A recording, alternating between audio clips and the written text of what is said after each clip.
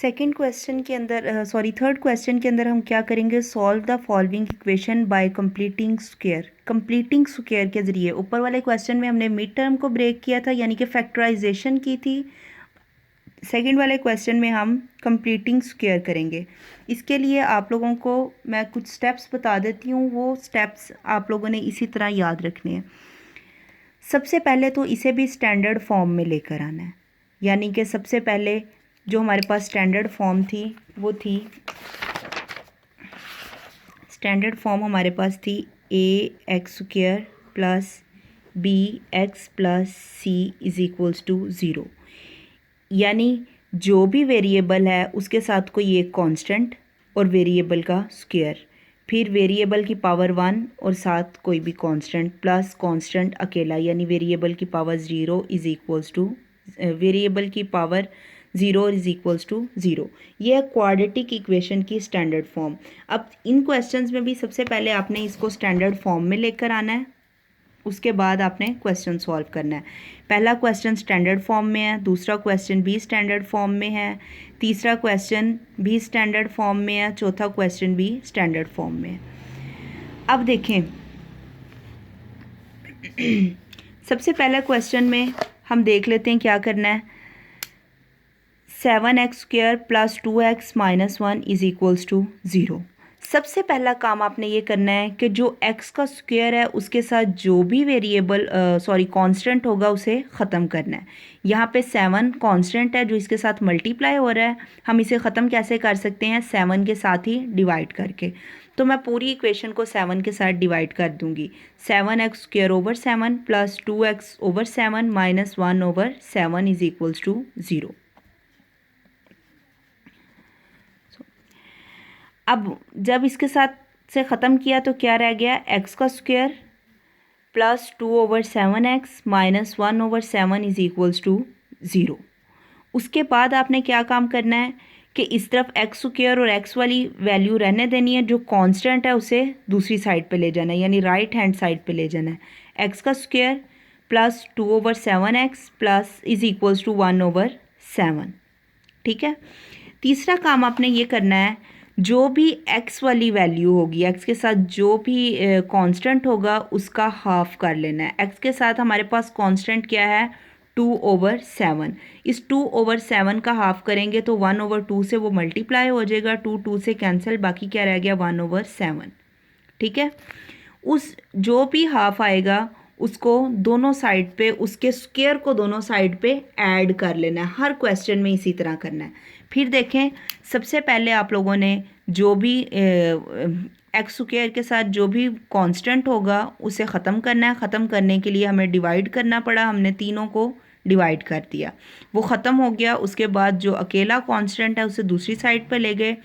उसके बाद x के साथ जो भी कांस्टेंट था उसका हाफ कर लिया, उस हाफ को दोनों साइड पे उसके स्क्वायर को ऐड कर लिया।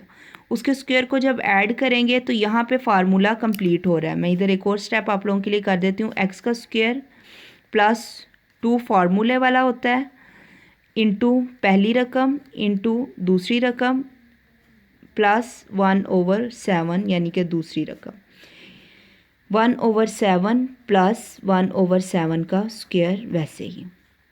अब देखें फार्मूला कंप्लीट हो गया, a का स्क्वायर प्लस 2 फार्मूले वाला a into B plus B का स्क्वायर।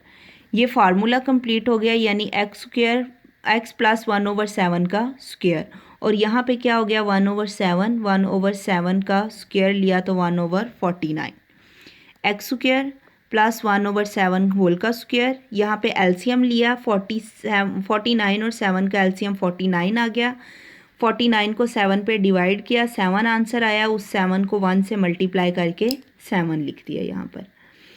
अब 49 को 49 से डिवाइड किया, आंसर 1 आया। 1 को 1 से मल्टीप्लाई करके लिख दिया।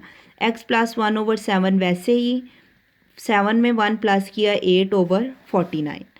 अब जब इतना काम कर लेंगे तो यहाँ से स्क्वायर ख़त्म करने के लिए हम दोनों तरफ स्क्वायर रूट ले लेंगे। स्क्वायर रूट ने स्क्वायर को कैंसिल किया, x प्लस 1 ओवर 7 और यहाँ पे क्या आ गया 8 की फैक्टराइजेशन कर लेनी है। 8 की फैक्टराइजेशन क्या होती है? 2 क्रॉस 2 क्रॉस 2, 2 क्रॉस 2 क्रॉस 2, और 49 की क्या होती है? 7 क्रॉस 7। अब जब हम इसको स्क्वायर रूट के अंदर लिखेंगे, 2 क्रॉस 2 की पावर 2 ओवर 7 की पावर 2, ये भी स्क्वायर रूट के अंदर, ये भी स्क्वायर रूट के अंदर। इस स्टेप को मैं सॉल्व कर रही हूँ।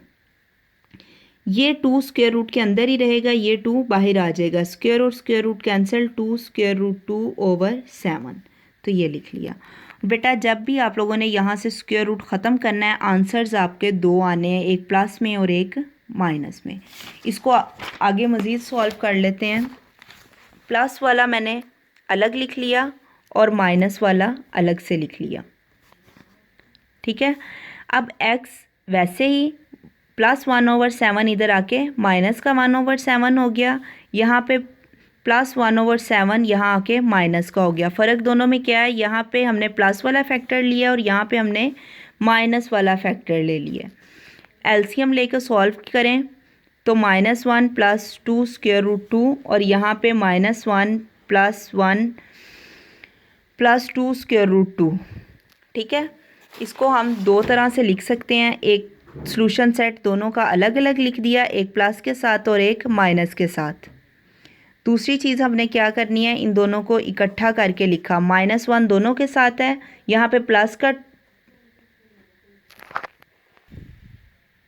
हाँ जी, यहाँ से देखें -2 स्क्वायर रूट -2/7, इन दोनों का एलसीएम लिया, 7 एलसीएम आ गया, -1 वैसे ही, -2 स्क्वायर रूट 2 वैसे ही। अब ये एक तरीका तो ये हो गया कि इन दोनों को अलग अलग सॉल्यूशन सेट में लिख लें, दरमियान में कोमा डाल लें। दूसरा सॉल्यूशन इसका इस तरह से होगा कि इकट्ठे लिख लें। -1 दोनों के पास है, -1 लिख लिया, इसके पास प्लस है, इसके पास माइनस है, प्लस माइनस दोनों लिख लिया, 2 स्क्वायर रूट 2 डिवाइडेड बाय 7, ये इसका सॉल्यूशन सेट। स्टूडेंट्स आप लोगों ने ये क्वेश्चंस करने हैं। अगर किसी भी किस्म की कोई भी प्रॉब्लम होती है तो पूछें। और आप लोगों को एक बात और बता दूं कि हर सब्जेक्ट के टेस्ट होने हैं, टेस्ट लिए जाएंगे आप लोगों से। जितना जितना आप लोगों ने लेक्चर पढ़ा है, परसों से इंशाल्लाह आप लोगों के उसके टेस्ट स्टार्ट हो जाएंगे। इस वजह से काम जो है वो साथ साथ